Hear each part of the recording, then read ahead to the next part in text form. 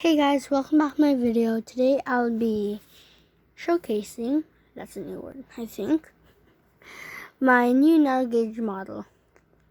So, before we start, I just want to tell you, this is motorized, and it is gear motorized, and, hold on.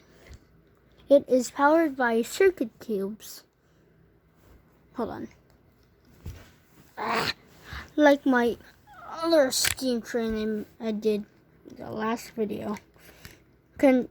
Actually broke that one because, well, it was a big fail.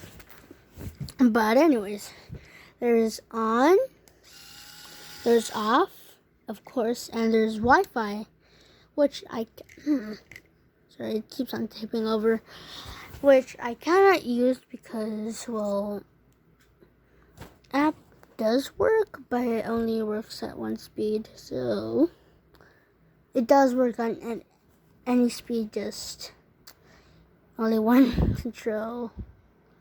Anyways, let's put that back together. Simple build.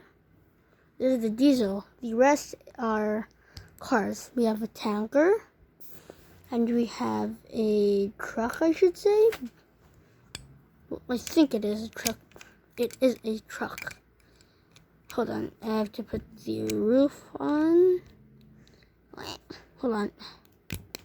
There. And it will connect, and hopefully it won't break the gear shaft because, well, at times it'll break off, And these are connected by rubber bands. I can't use any couplers because they're small, and I'm using the other ones for a project. Okay, so this is almost the whole review. Note this diesel is not based on anything, just made, and these two are actual things. But anyways, I do have narrow gauge tracks 3D printed, but I will show it on the next video. Okay, bye.